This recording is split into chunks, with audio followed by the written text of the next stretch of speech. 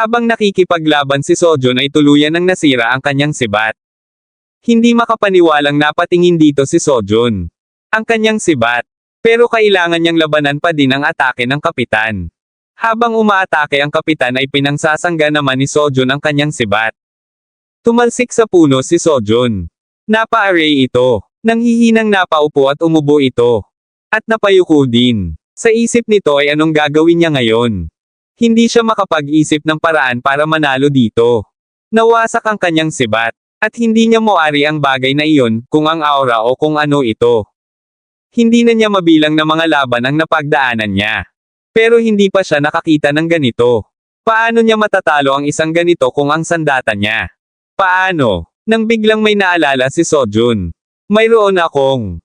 May nakilala ba siya na gumamit ng mana na katulad ng aura? At napangiti ito. Hinawakan nito ang kanyang sandata. At tumayo. Sa isip ni Sojun ay, baka may pag-asa pa siya. Bagamat putol ang kanyang sibat. Mayroon siyang ibang sandata. Ang sandata na tinatawag na karanasan. Gaano ka kaporsigido? Hindi ka pa rin naamin ng pagkatalo pagkatapos kong sirain ang sibat mo. Tanong ng kapitan. Babawi ako sayo. Baka bigla kang matamba. Kung mananatili kang napaka-relax. Sagot ni Sojun. Medyo sanay ka sa panunuya. Ang sabi naman ng kapitan. Lumapit ka sa akin kung naasar ka. Muling sabi ni Sojun. Ito ay isang lantaran na panunuya. Muling sabi ng kapitan. Pero nahulog ako dito. Dagdag na sabi nito at susugod kay Sojun. Humanda naman si Sojun. Sa isip ni Sojun, hindi niya pwedeng abusuhin ang singsing ng hari. Kapag hindi siya nakakatanggap ng CLS therapy. Kung ganoon, isa na lang ang natitira niyang magagawa. Hinawakan ni Sojun ang kanyang sirang sibat at pinangsangga sa atake ng kapitan. Kailangan niyang matutunan ang tinatawag na aura. Patuloy si Sojun na lumalaban sa atake nito. At matalas ang mga matang pinagmamasdan ang bawat pag-atake nito. Sabi ko na nga ba? Aniya ni Sojun sa sarili. Naiintindihan ko na ito matapos itong makita ng direkta. Ang bigat na ito. Ito ay lubos na katulad sa taong iyon na naglagay sa kanyang sandata ng condensed mana. Ngunit ito ay medyo naiiba. Sa kaso nito, parang tumaas ang tibay ng sandata nito. Pero sa pagkakataong ito, parang tumatalbog lang siya. Sigurado si Sojun, na pareho silang nag-condense ng mana. Kung ganoon, ano ang pagkakaiba? May kakaibang napansin si Sojun sa espada nito.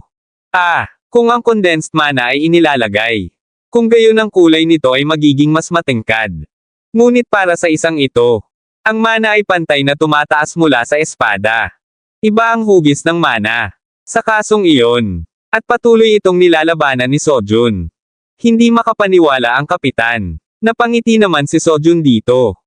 Nakaiwas si Sojun sa atake nito. Hindi makapagsalita ang kapitan. Habang si Sojun naman ay hawak pa din ang kanyang sirang sibat. Oo, ito ay isang simpleng pagkakaiba. Ang aura ay hindi naglalagay ng mana sa loob ng sandata. Ngunit paikliin nito sa hugis ang sandata. Sa isip ni Sojun ay itutulak niya ito pabalik sa pamamagitan nito. Kaya naman sinugod na niya ang kapitan. At nagawa niyang maitulak ito at maibaba ang espada.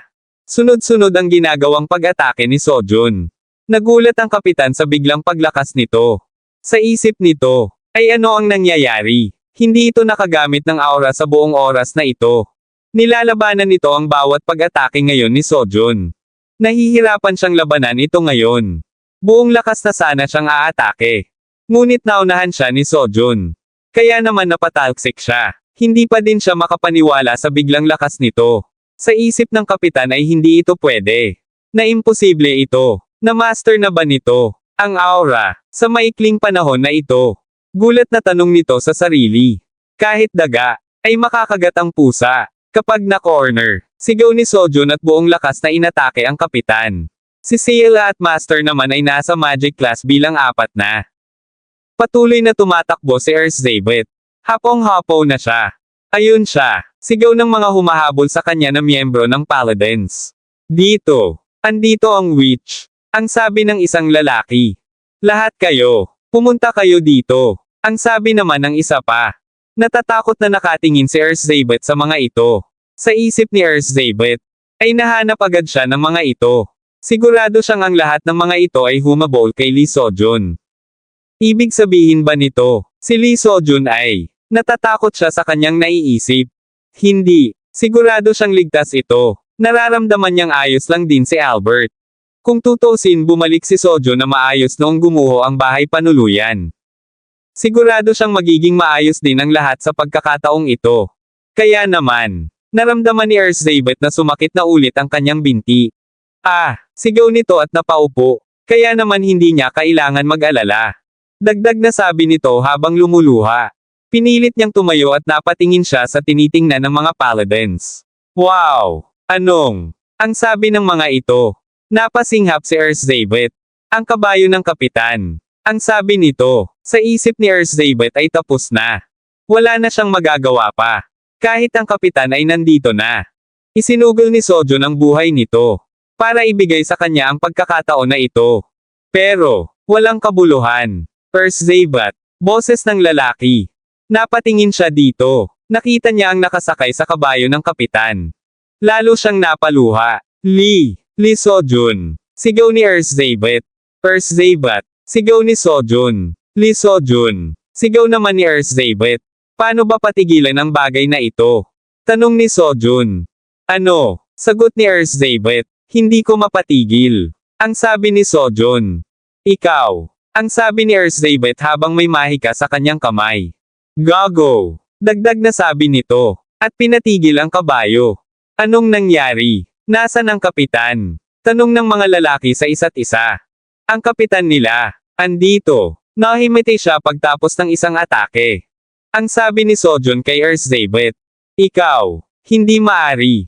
Natalo mo ang kapitan. Hindi makapaniwalang tanong ni Erzsébet. Bakit? Hindi ba dapat? Sagot ni Sojun. Hindi naman. Pero siya ay napakalakas. Muling sabi ni Erzsébet. Hinawakan ni Sojun ang ulo ni Erzsébet at sinabing. Mas malakas ako. Erzsébet, marunong ka bang sumakay sa kabayo? Tanong ni Sojun. Pwede ko itong pasunodin gamit ang mahika. Sagot ni Erzsébet. Talaga, sakay na. Mag-ingat ka at baka mahulog. Muling sabi ni Sojun. Anong gagawin mo? Tanong ni Erzsébet na nakasakay sa kabayo. Makikipagnegosasyon ako. Sagot ni Sojun. At kinuha ang kapitan. Gamit siya. Dagdag na sabi nito. Hoy, kayo. Tumingin kayo dito. Mabuting huwag kayong lumapit. Pag ginawa nyo papatayin ko siya. Sigaw ni Sojun sa paladins. Kapitan. Ginagamit niya ang kapitan para gawing hostage. Talagang gaya ng isang alagad ng witch. Walang hangganan ang iyong kaduwagan. Sabi ng mga ito, bakit ka nagsasalita ng ganyan? Tanong ni Erzsébet. Hindi pa siya patay kaya huwag ka mag-alala. Sagot ni Sojun. Anong gusto mo? Tanong ng lalaki kay Sojun. Handa ka bang makipagnegosasyon? Tanong ni Sojun dito. Negosasyon. Muling tanong ng lalaki. Oo. Kung hahayaan mo kaming makaalis ng payapa, ay papakawalan ko siya. Sagot ni Sojun. Paano ko mapagkakatiwalaan ang alagad ng witch? Ibabalik ko sayo. Kung dadalhin mo siya sa amin, ay hahayaan ka naming mabuhay sa pagkakataon na ito. Ang sabi ng lalaki. Ano? Paano ko kayo mapagkakatiwalaan? Tanong ni Sojun. Isa akong maiipagmalaking paladin. Hindi ako nagsisinungaling. Sagot nito. Maipagmamalaki ko din ang sarili ko. Kaya bakit hindi natin gawin ang mga bagay ayon sa gusto ko? Muling sabi ni Sojun. Anong pagmamalaki ang sinasabi mo kung ikaw ay may hawak na hostage? Tanong ng lalaki. Anong pagmamalaking tinutukoy mo kung may hawak kang armas laban sa isang bata? Balik tanong ni Sojun dito. Naisip ni Sojun na hindi matatapos ang mga bagay sa ganitong uri ng negosasyon. Sila ang magkakaproblema kung gamitin ng mga ito ang oras para magpadala ng mga backup. O simulan silang atakihin mula sa malayo. Sa palagay niya, ay kailangan niyang makipagkasundo sa mga ito. Gawin na lang natin ganito. Muling sabi ni Sojun. Hayaan ninyo makaalis ang batang ito. Dagdag na sabi nito. Ano? Hindi makapaniwalang tanong ni Erzsébet. Mananatili ako dito kasama ang kapitan hanggang sa makaalis ang bata. Papakawalan ko ito kapag nasigurado kung nakaalis na siya. Ang sabi ni Sojun. Pero paano ka Lee Sojun? Tanong ni Erzsébet. Okay lang. Gagamit ako ng iba pang paraan para makatakas dito kapag nakaalis ka na sa kagubatan na ito. Sagot ni Sojun. At ano ang pamamaraan na iyon?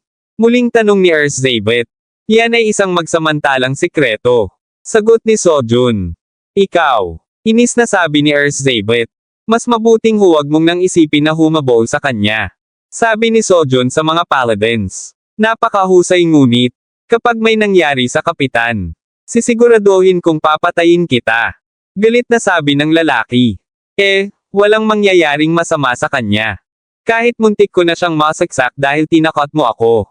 Nakangiting sabi ni Sojun. Nainis naman ang lalaki sa sinabing ito ni Sojun. Eto na ang pagkakataon mo.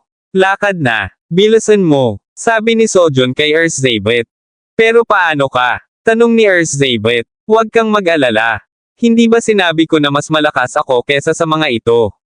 Sagot ni Sojun. At tinapik ni Sojun ang kabayo. Naghanda na itong tumakbo. Tinanaw ni Sojun ang tumatakbong kabayo. Mabilis itong tumatakbo palayo. Nagpapatikin ang luha ni Erzsébet. Li Sojun. Huwag mong subukang mamatay. Sigaw nito. Sabi ko diba, ang pagtakas ay aking espesyalidad. Sagot ni Sojun dito. At tuluyan na itong nawala sa paningin ni Sojun. Habang hawak pa din ang kapitan. Ay nagulat si Sojun. Sinabi ng system. Na-clear mo na ang scenario quest. 3 araw na agad ang nakalipas. Kahit si Mr. Alex na nakasaksi, ay nakita siya ng saglit lamang. Maaaring may nangyaring hindi maganda sa kanya. Hindi pwede. Saan ka ba nagpunta, Li Sojun?